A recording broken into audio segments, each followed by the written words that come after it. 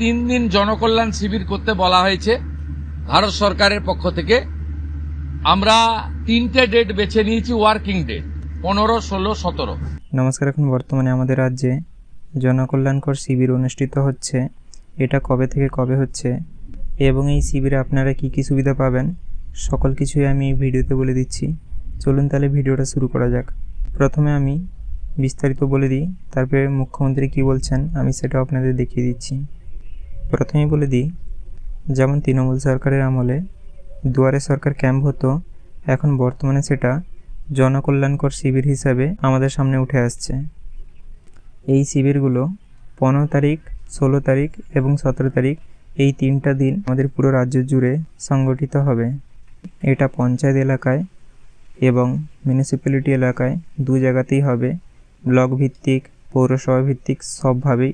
তো আপনাদের কোনো কিছু অসুবিধা হবে না, আপনারা আপনাদের কাজগুলো করে নিতে পারবেন। এবারে বলে দিই এখানে কি কি সুবিধা আপনারা পাবেন। এখানে আপনারা কেন্দ্র সরকার এবং রাজ্য সরকার এই 2 সরকারের আপনারা সকল সুবিধার লাভ উঠাতে পারবেন।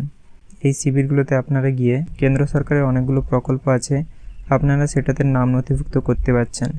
যেমন PM কিষাণ, বা যেমন এই যে কেন্দ্র সরকার সোলার লাগাতে টাকা আরও দেয় সেই স্কিমটা, বা ধরুন কেন্দ্র সরকারের আরও অনেক কিছুই প্রকল্প আছে, তো আপনারা সেই সব প্রকল্পে নাম নথিভুক্ত করতে পারছেন। এবং রাজ্য সরকারেরও আপনারা অনেক কিছু স্কিমে আবেদনটা করতে পারছেন, যেমন মানবিক ভাতা, যেমন বিধবা ভাতা, যেমন বার্ধক্য ভাতা। এই সকল ভাতাগুলো আপনারা নতুনভাবে আবেদনটা এই শিবিরগুলোতে গিয়ে করতে পারেন। এবং আরও নানাবিধ প্রকল্পের সুবিধা আপনারা সকলেই নিতে পারবেন। তো আপনাদের যাদের এই সকল স্কিমে এখনও নাম নথিভুক্ত হয়নি, তো আপনারা খুব শীঘ্রই 15, 16, 17 এই 3 দিন টাইম থাকবে। এই 3 দিন আপনারা আপনাদের এলাকায় যেখানে এই শিবিরগুলো অনুষ্ঠিত হবে ওখানে গিয়ে আপনাদের কাজগুলো করে নিতে পারেন। এবার দেখে নিন মুখ্যমন্ত্রীর ক্লিপটা। 3 দিন জনকল্যাণ শিবির করতে বলা হয়েছে ভারত সরকারের পক্ষ থেকে। আমরা 3টে ডেট বেছে নিয়েছি, ওয়ার্কিং ডেট 15, 16, 17। আমরা CS এর মাধ্যমে প্রশাসনকে বলেছি স্কুলে যেন না হয়, যাতে ক্লাস হ্যাম্পার না হয়। বিডিওরা এবং পুরসভার ক্ষেত্রে সিওরা আর কর্পোরেশনের ক্ষেত্রে কমিশনাররা দায়িত্বপ্রাপ্ত হবেন। বিধায়করা এবং যে এমপিরা সেখানে চিফ গেস্ট হবেন, ইনোগোরেটর হবেন। সব জায়গায় জনকল্যাণ শিবির হবে।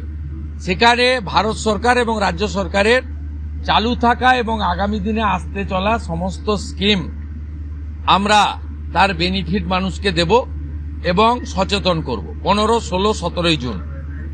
আশা করি আপনারা সকল কিছু বুঝতে পেরেছেন। তাও আপনাদের কোথাও যদি কিছু বুঝতে অসুবিধা হয় সেটা আমাকে কমেন্টে জানাতে পারেন এবং আপনারা আপনাদের মূল্যবান বক্তব্যগুলো কমেন্টে শেয়ার করতে পারেন। পুরো ভিডিওটা দেখার জন্য আপনাদের অসংখ্য ধন্যবাদ।